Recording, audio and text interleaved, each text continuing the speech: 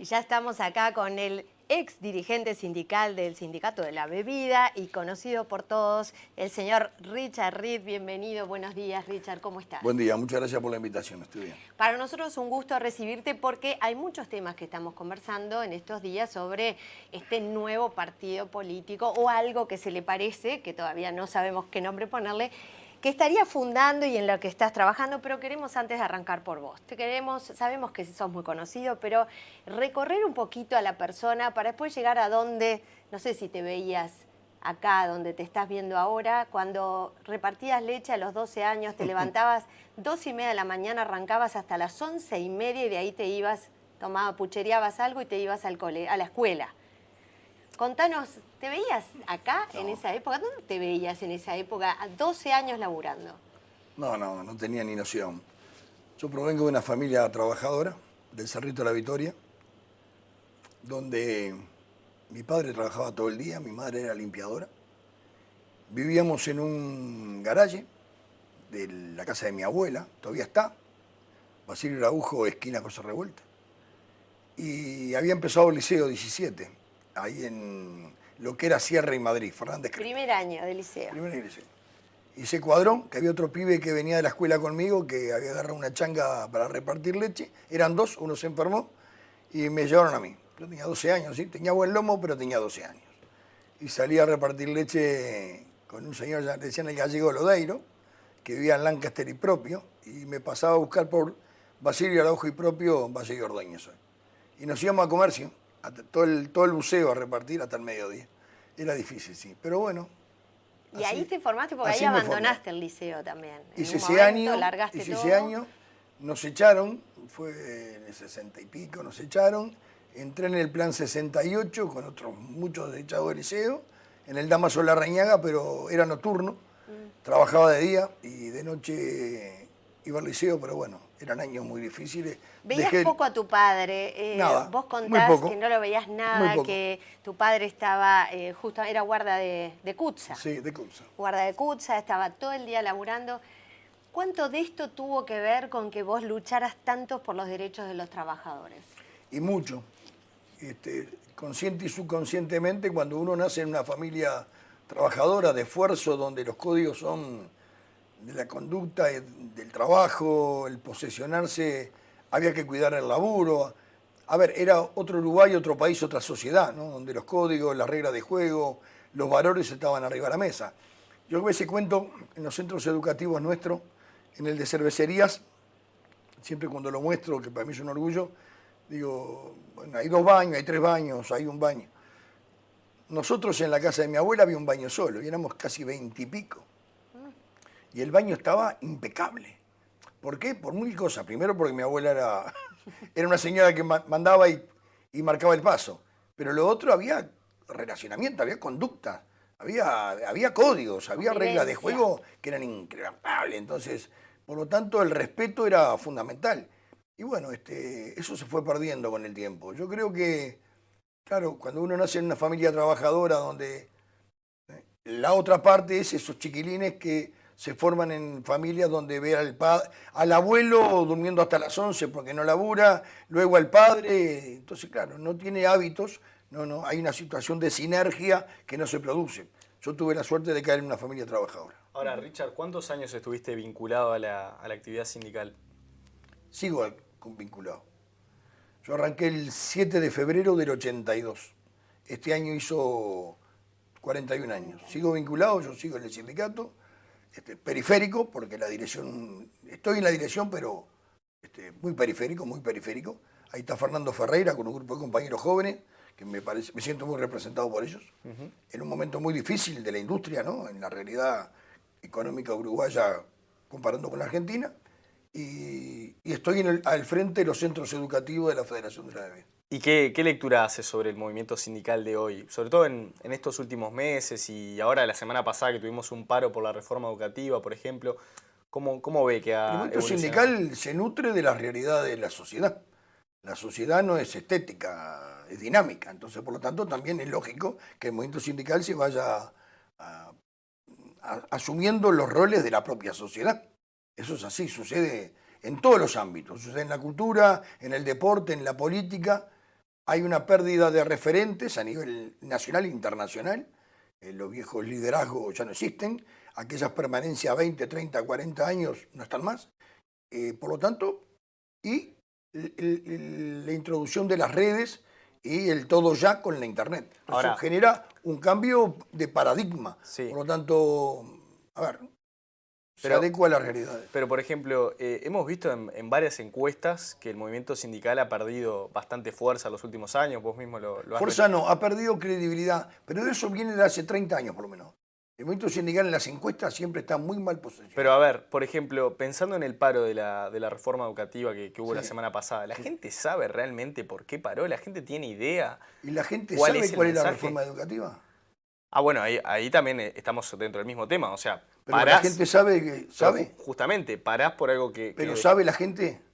¿Por qué la gente no para? Porque la conoce la reforma educativa. ¿Quién la impulsa? ¿La hizo conocer a la sociedad? Pero los que paran la conocen también. La que para la conoce. Por lo menos la dirección sí. Y como es una dirección que gobierna, la dirección la conoce, da un mandato y es así. Y los Así de- se aplica en todos lados. Claro, pero tampoco está bajando, igual pasa con la seguridad social, ¿verdad? Hay un planteamiento desde los sindicatos que muchas veces tampoco los que integran pero el eso sindicato sucede. no lo conocen. Pero eso sucede en la historia. Yo no creo que nunca, nunca todo el mundo esté enterado, salvo que sea algo muy explosivo. ¿Verdad? Cuando el gobierno asume responsabilidad de un proyecto de seguridad social, ¿todos los votantes del gobierno conocen el proyecto? No, lo resolvió la cúpula y tiene todo derecho. Claro, vos confiás en aquellos a los quienes votás o seguís. seguís. Claro, es así. ¿Crees que hay Tiene un la problema misma de... legitimidad una que la otra. ¿Hay un problema de información en un mundo de hiperinformación? Sí. Sin ninguna duda. Yo creo que el mundo está desinformado. Es mentira eso. Te bombardean con información a tanta velocidad que no tenés posibilidad de asimilarlo, de entenderlo, de asumirlo. Y es cambiante. Yo tengo aún chiquilines adolescentes. Cuando entran, y yo he entrado también, al TikTok, es de locos. Podés estar 2, 3, 4 horas, no te queda absolutamente nada de lo que viste y te tuvo 3, 4 horas mirando la pantalla. Yo creo que hay que va a haber que pensarlo, dosificar. Sin duda que las redes son revolucionarias, sin duda que vinieron para quedarse y como herramientas son muy válidas, lo que creo que hay que darle el uso adecuado. Vos con esto me llevas a un tema del que vos venís hablando mucho en estos conversatorios que haces hace varios años, porque no es de ahora, y que es la aplicación de la tecnología al trabajo, que te preocupa las nuevas relaciones laborales. Obviamente hay muchos que dicen, bueno, pero es que no es solo en la revolución industrial, la historia del hombre se ha visto afectada por la evolución, ¿no? Si nos hubiéramos asustado cuando apareció Google, que pensábamos que se acababa el mundo, que nadie iba a aprender más nada, también nos hubiéramos quedado y hoy Google está metido en nuestra vida, pero la gente sigue aprendiendo y aportando valor humano.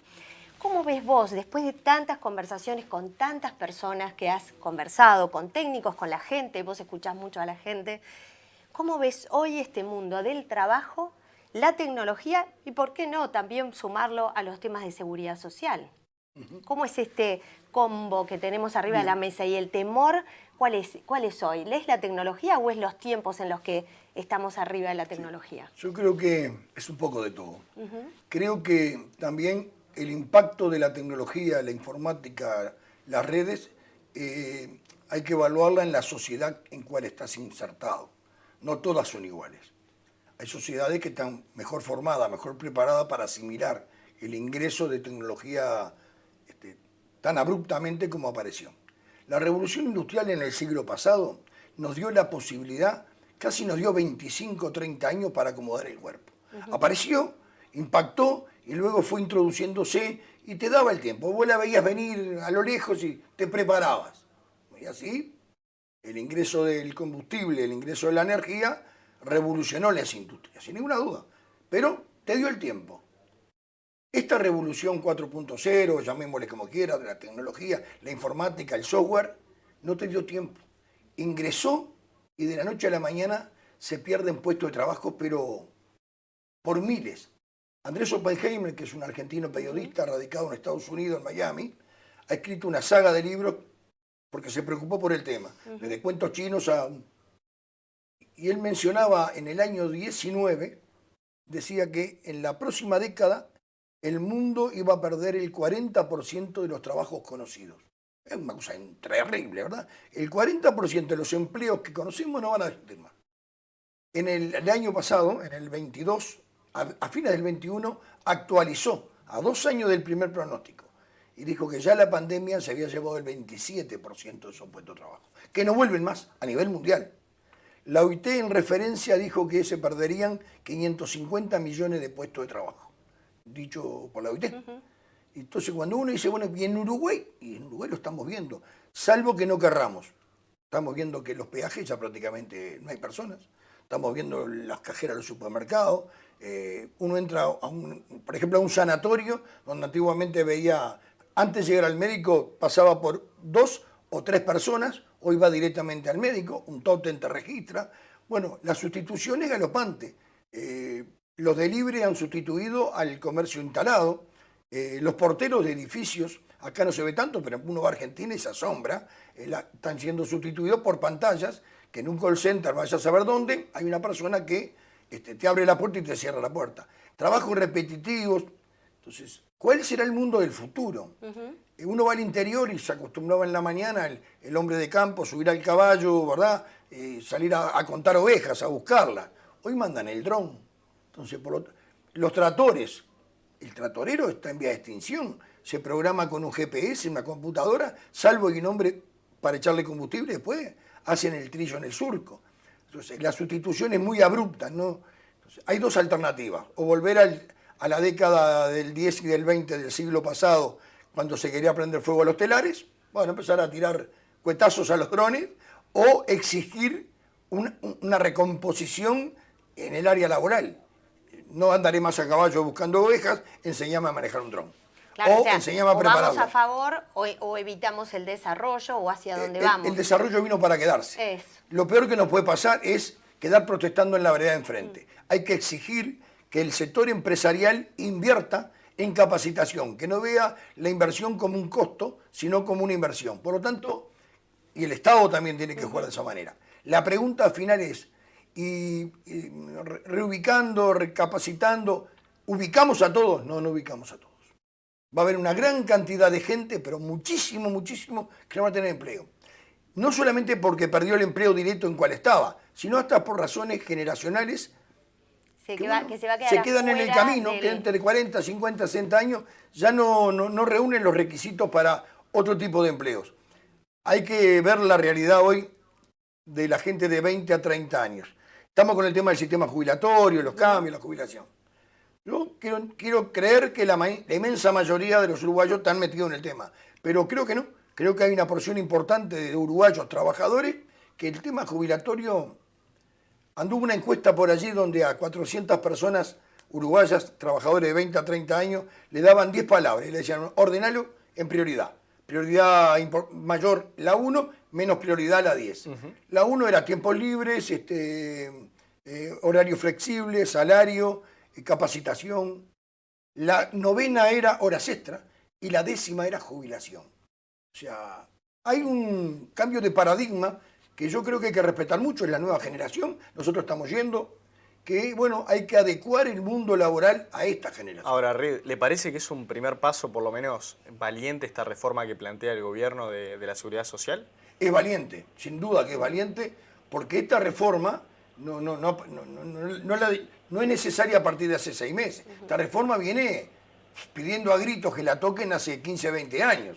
Por lo tanto, que un gobierno, este o cualquiera, la aborde, me parece que es muy valiente. Pone sobre la mesa un problema que es de la sociedad uruguaya. Después está el tema del contenido. Pero el contenido es problema de contenido.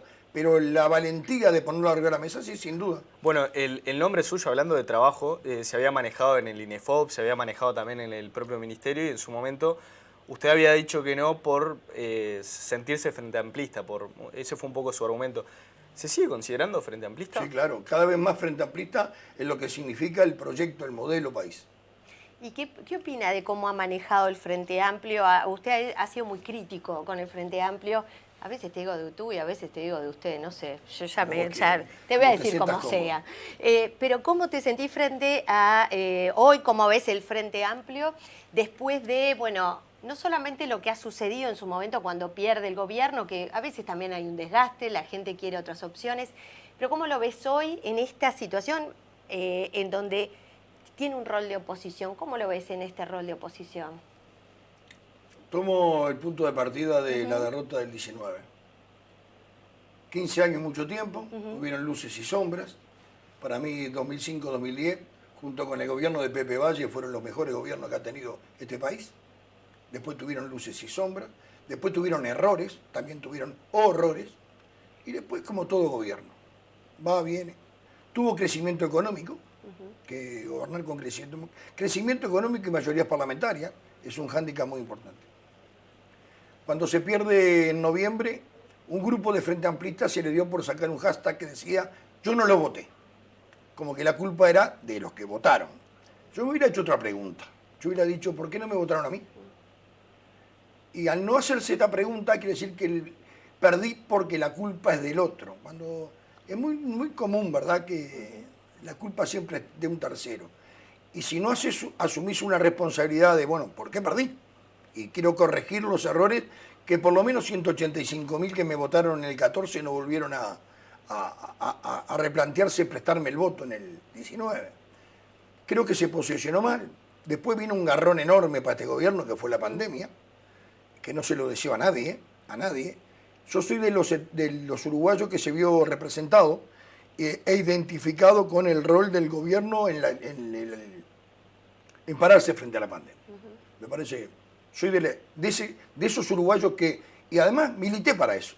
Hice público en las redes, mi apoyo, me parece que había que ponerle espalda con espalda a algo tan horrible que se llevó casi 10.000 vidas. Yo tengo 2 en mi familia entre esas. Por lo tanto, y ahí se pidió cuarentena, caceroleos. Creo que el rol de oposición se trastocó. Yo creo que no se asimiló que se había perdido. Y se pierde porque porque algo le pasó a la gente. Mandaste señales o actitudes o comportamientos que un sector de la gente no te lo llevó. Al no hacer autocrítica me parece que... Y ahí estuvo todo el 2020, 2021 sin tener una ubicación. Creo que el cambio en la presidencia por Fernando Pereira, que le tocó la más difícil bailar, ¿no? Endereza, mejora el rumbo.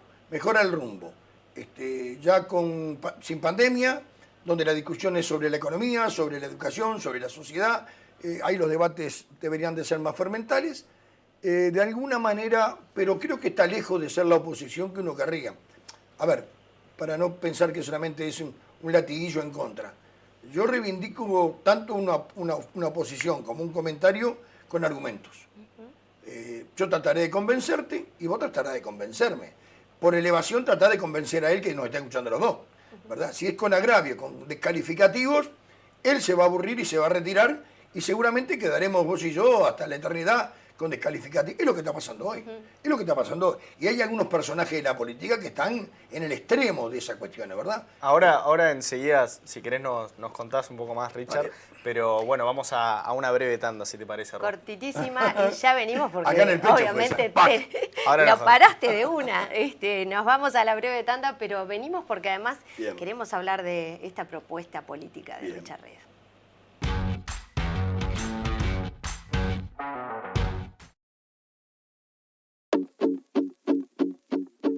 Museo del Funeral, de la higiene, de las falsificaciones y hasta de los corazones rotos. Conocelos en Tesoros del Mundo. Sábados a las 10, en Canal 5.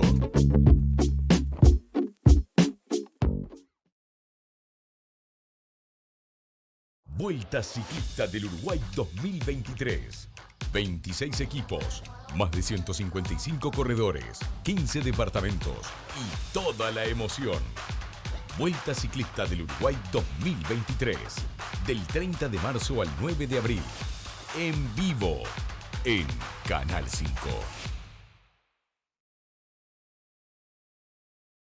Estamos en el Mercado del Puerto, en la entrada principal del mercado por la calle Pérez Castellanos, y a mi espalda tengo la fuente Wallace, que es una fuente tradicional de del mercado, una réplica hecha en Inglaterra por los años siglo pasado, no me acuerdo bien, por un inglés que era un filántropo. Esta persona, su mamá era francesa y él, para ayudar a Francia en un momento difícil, hizo una cantidad de fuentes, las donó para distintos lugares para que la gente tuviera agua, en París sobre todo. La fuente Wallace llegó en 1878 a Montevideo.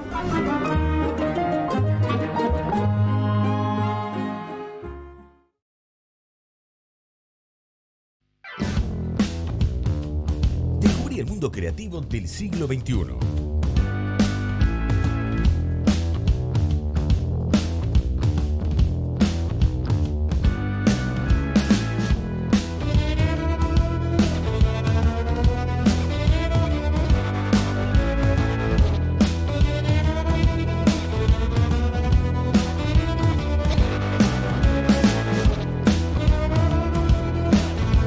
Cultura 21, el magazine cultural de la Dolce Vele. Miércoles a las 21, sábados a las 17:30, en Canal 5.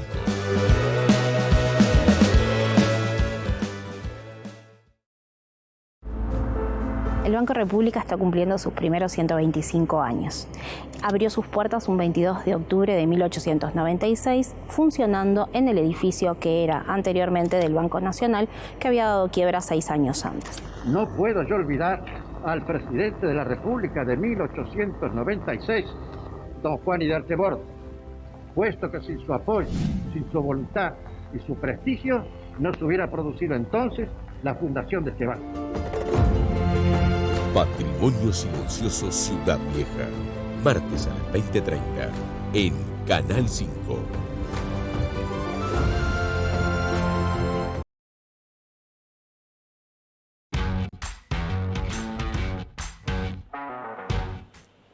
Y seguimos acá en Modo País en esta entrevista con el ex sindicalista, si bien sigue estando dentro del sindicato de la bebida, Richard Reed. Estábamos hablando de esta posición del Frente Amplio, hicimos toda la mirada hacia atrás.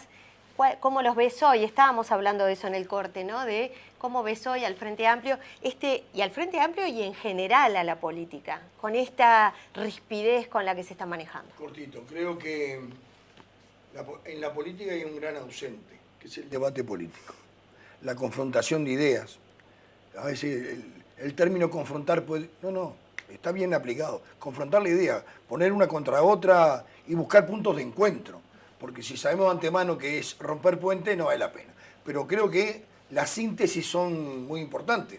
¿Por qué? Porque si logramos una síntesis entre dos grandes temas, con grandes diferencias, esa síntesis va a beneficiar a la gente. Eso creo que está ausente. Está ausente los plan B.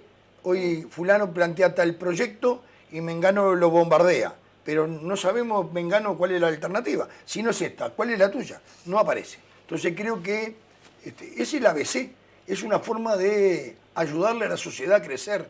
No se crece desde el insulto. Bueno, ¿Sabes hablando qué? de alternativas, perdón, Sí. Ro, justamente la agrupación política esta que todavía no se baja a tierra con un nombre que propone usted. Está en el último anillo Saturno, Ahí dando está, vuelta. que todavía se está reconfigurando. Bueno, lo tiene usted como la máxima cara visible claramente, pero sin embargo en varias oportunidades usted ha dicho que no se ve como legislador, no se ve ni como senador, ni como diputado. Yo le pregunto, ¿qué sentido tiene encabezar una agrupación que lo tiene como máxima figura, como referente a usted, y que la gente sabe que si la vota o si la acompaña, no va a estar representada por lo menos por usted en el Parlamento? Ninguna. No es necesario hacer política desde una banca.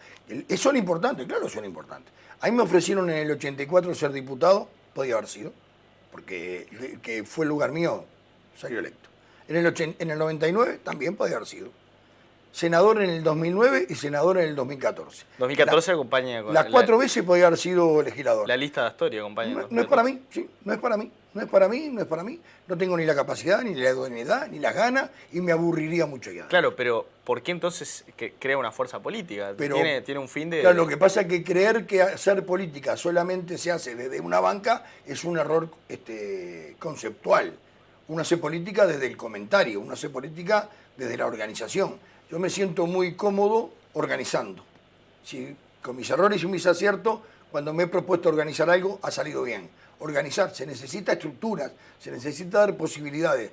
Porque lo otro es, votame a mí, que yo soy el salvador. Me votás en noviembre, chao, y nos vemos después a los 5 años. Porque después nadie rinde cuentas, ¿eh? Mentira que bajan los legisladores, a los pueblos, mentira, pagan un rato y hola, ¿qué tal? Y se van.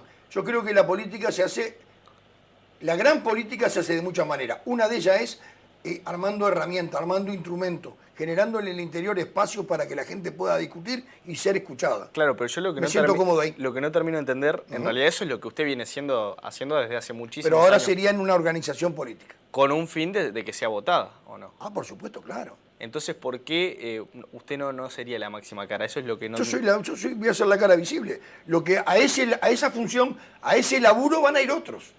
Como van a ir a la Junta Departamental otros. ¿Quién, por ejemplo? ¿Tiene alguno? No, eso no.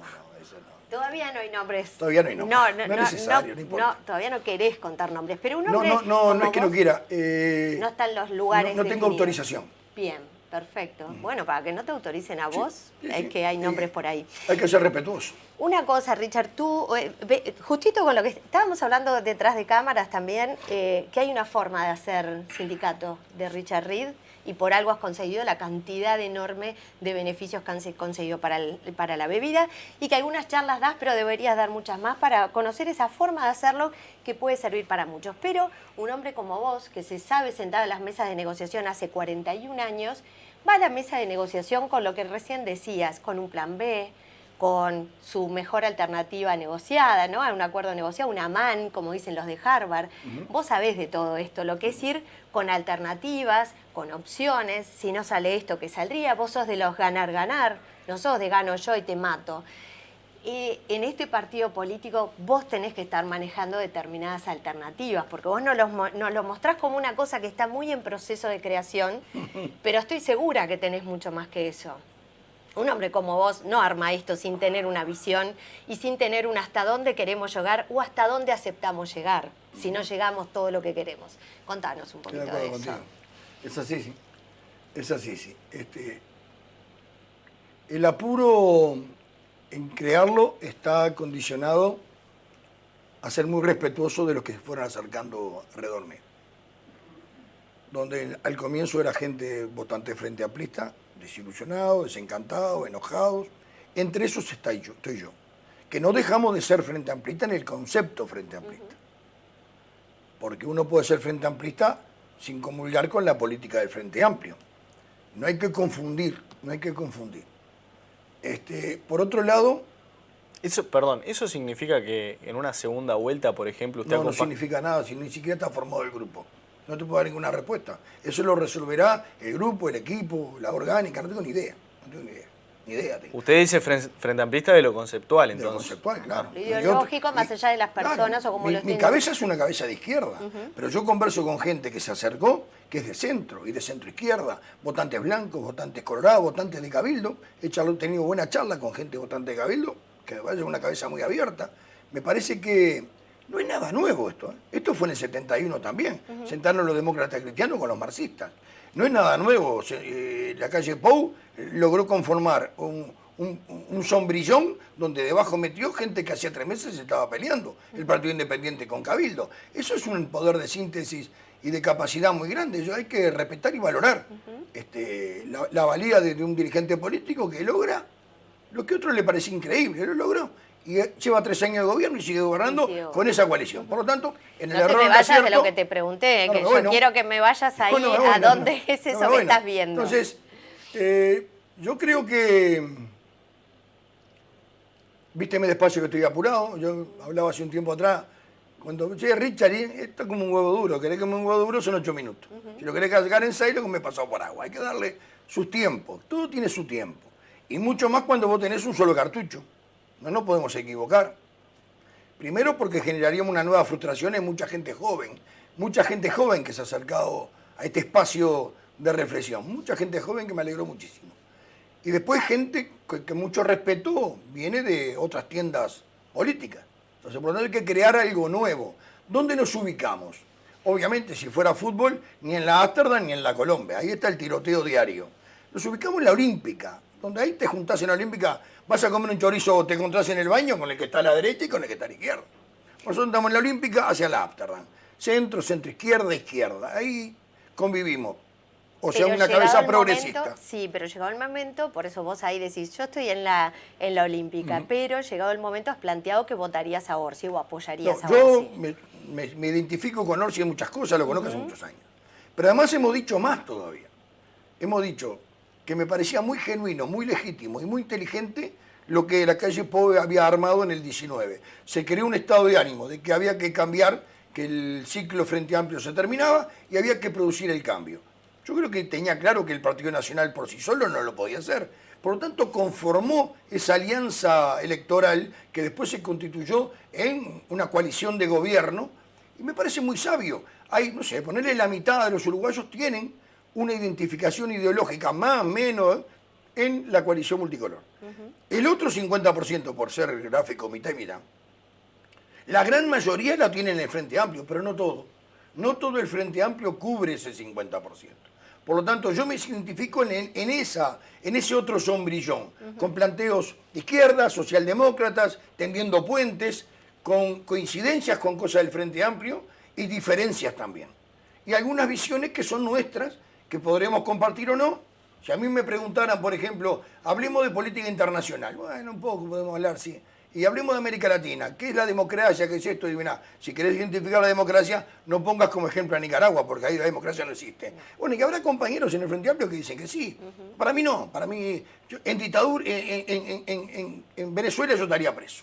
Entonces, por lo tanto, hay visiones, el mundo del empleo. ¿Cuál es el mundo del empleo? ¿Cuál es el Uruguay laboral? Hay compañeros que hablan de la reapertura de fábrica o de los viejos sellos como era SOIP, que creo que hay que tener más de 60 para saber. Bueno, hoy se está hablando de la reapertura del SOIP. Yo respeto muchísimo, pero creo que el Uruguay de las chimeneas ya fue. Hoy es el Uruguay del software, de la investigación, de la logística. Entonces, por lo tanto, tenemos visiones distintas en otras cosas y coincidencias. Pero bueno, sería bueno que se arme un gran sombrillón. Lo armaron con Nino Boa, el Encuentro Progresista, algo así, donde tengamos la posibilidad de tener puntos de acuerdo y también los perfiles de cada uno. Dentro de esos puntos de acuerdo, Richard, ¿qué coincidencia se encuentra, por ejemplo, con Carolina Cose? No le conozco el proyecto a Carolina Cose. ¿La gestión tiene alguna observación? La gestión yo padezco Montevideo hace mucho tiempo, ¿no? Por ejemplo, se habló la semana pasada muchísimo del espectáculo sobre el Ali Espósito, el gasto que había hecho la Intendencia. Sí, pero, ¿cómo ve esas cosas? No, la veo, sí, tengo opinión también, pero creo que circunscribirme a un hecho puntual, cuando estamos haciendo un desarrollo de la política futura, es tomarlo, como hablar sobre el carnaval de Melo, ¿verdad? Yo creo que son temas puntuales, inherentes, o el Pilsen Rock de Durazno. Son temas puntuales que cada intendencia lo organiza de acuerdo a su dirección de cultura. No creo que saque yo de ahí algo para hacer un planteo mucho más macro. Me identifico con la política de puentes. Decís que padecés Montevideo hace mucho tiempo. Sí, claro. Hace muchos años, 30 años que tenemos al Frente Amplio dirigiendo en Montevideo. ¿Cuáles son las cosas que te parece que son los grandes las causales? Creo que el tema de la basura es un tema. También hay que ver demográficamente qué era en el 90 Montevideo y qué es demográficamente en el 2020, 2024, 2023. Creo que hay una afluencia, una emigración del interior muy grande. Me estaban diciendo los otros días una señora que organiza a las mujeres de los asentamientos que se presume que hay unos 320.000 uruguayos viviendo en asentamientos. Es obvio que las condiciones son infrahumanas. Entonces, por lo tanto, es cierto que hay un Montevideo que ha cambiado demográficamente y que ha cambiado también sus hábitos, ¿verdad? Y es cierto que aquella ciudad es limpia no porque es limpia si el ciudadano no la cuida, ¿verdad? No es más dotación de limpieza. Pero creo que el Montevideo, el parque automotriz desbordó, el tema de la locomoción pública debería de mejorar mucho más. porque en otros países la gente deja su auto en la periferia y luego se traslada. Yo creo que hay que modernizar Montevideo, Ahora, sin ninguna duda. Rida, ahí estamos hablando de la gestión de COSE. Estamos hablando de la gestión del Frente Amplio. Bueno, pero podemos hablar de la gestión de COSE, que es No, una porque de yo no las... manejo la interna de la gestión de COSE, no la puedo manejar. Pero usted Sería ve un cosas atrevimiento. como cualquier ciudadano, Sí, ¿no? claro, como lo veo también en Canelones, como lo veo en muchos lados, ¿verdad? Pero a ver, son visiones. De una visión que es muy parcial y muy sesgada, porque es de un individuo que por ahí tiene un contenedor en la puerta que todos los días se lo derraman, seguramente ese vecino está enojadazo, y la culpa no es de la Intendencia, la culpa es de los que vienen a hurgar y dejan todo en el piso. Me parece que sacar eso como un elemento para elaborar luego una visión de política, yo no lo haría. Y no lo hago. Vamos al partido. ¿Cuáles son los 3, 4, 5 ejes en los que tú consideras partido? Yo ya le llamo partido, pero bueno, No sé cómo se va a llamar. esto que nos vas a... ¿Cuándo lo presentás formalmente? Esto se ha juntado, es una cosa increíble. Ha habido una inercia.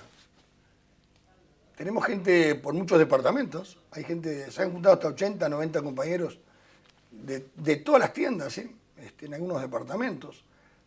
Se ha juntado gente joven, gente de la educación y la enseñanza, gente de la economía, gente de la seguridad. Obviamente gente del mundo laboral, pero cuando hablo del mundo laboral se han acercado unos 15, 16, 17 gerentes de empresas, desde gerentes generales a gerentes de áreas, de distintas empresas y no de la bebida. De la bebida también hay algunos, pero no de la bebida. Interiorizados en el tema, profundizar un poco más. Del movimiento sindical hay un montón de gente también. Hay un variopinto. En la fotografía, en diciembre se dio un segundo lanzamiento de un libro que hizo Abercon sobre mí. Lo hicieron en la Feria del Libro y ahí te encontrabas una fotografía que es la que me identifica. Ahí adelante estaba el ex ministro de Salud, Salina, que tuvo la gentileza de participar, de ir, de apoyar. Tabaré Viera, ministro de Turismo, Álvaro Delgado, Pablo Iturralde, Fernando Pereira, Yamandu Orsi, Marcelo Abdala, presidente del PCNT, un montón de gerentes de empresas de todos lados. Era una fotografía antigua, una fotografía de los consensos uruguayos, que seguramente se escarbaba, habían 50.000 diferencias, pero tenían un punto en común esa noche. Y creo que ese es el Uruguay que a mí me identifica. Ese es el Uruguay que está muy en el tiempo, pero creo que se puede rescatar de alguna manera. Y bueno, estamos en eso. Seguramente la semana siguiente a Turismo estemos reclamando que nos firmen para tener la posibilidad de presentar en la Corte Electoral formalmente el grupo político con su nombre, con un número de lista, y cuando tengamos todo eso y lo presentemos, seguramente ahí sí hagamos público y salgamos a la opinión pública la barra que somos, que hoy con la parada de un ónibus nos sobra techo. ¿Y tiene alguna personalidad conocida dentro del ámbito político o son todos amigos de usted, digamos, gente cercana? Son borrachos demostrador la mayoría de ellos. Ya nos lo vas a terminar de contar, porque aparte te esquivaste un poquito a eso de saber cuáles son de verdad esas alternativas que vos tenés. En educación creo que hay que hacer una reforma importante. Pero querés ir a las elecciones. Nosotros ¿Querés llegar a las elecciones? Sí, por supuesto, sí, claro. Sí, por supuesto. O sea, va a haber candidato presidencial. No sé si, no es necesario. Quizá no necesario. Yo me entusiasmaría con que tengamos una bancada interesante donde los temas nuestros estén allí. Arriba de la mesa. Y en algunos vamos a coincidir y en lo que no coincidamos, estos son los nuestros. Educación. Educación es la tabla de salvación. Si hablas de economía, habla de educación. Si hablas de trabajo, tenés que hablar de educación. Si hablas de una reforma carcelaria, tenés que hablar de educación.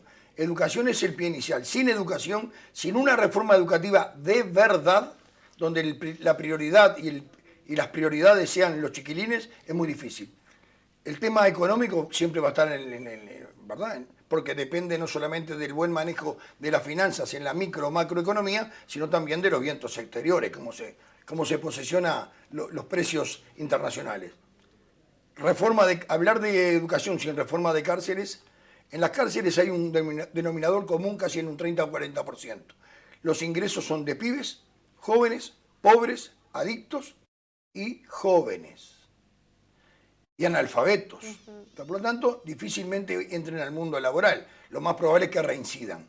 Y después se genera mucha crónica roja, la delincuencia, la inseguridad. Ese es un tema que hay que abordar.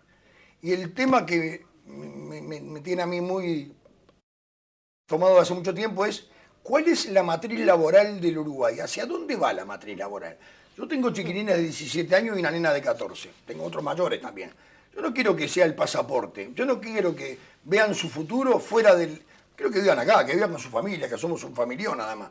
Quiero eso. Para eso hay que darle alternativa, hay que darle propuesta.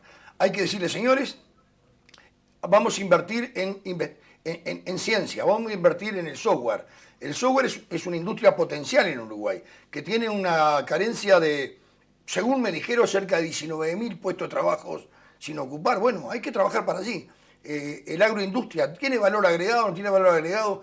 El mundo cambió. Tenemos una Argentina que no va a cambiar durante muchos años. Tenemos una disparidad con el precio dólar que es terrible. El litoral está padeciéndolo a pasos agigantados. Ya no es que van a gozar las compras o llenar el tanque nafta. Van al dentista, van a la peluquería, van a la enfermería, todos cruzan. Y muchos se están yendo a vivir del lado argentino. Bueno, esa es una realidad que vino para quedarse durante muchos años.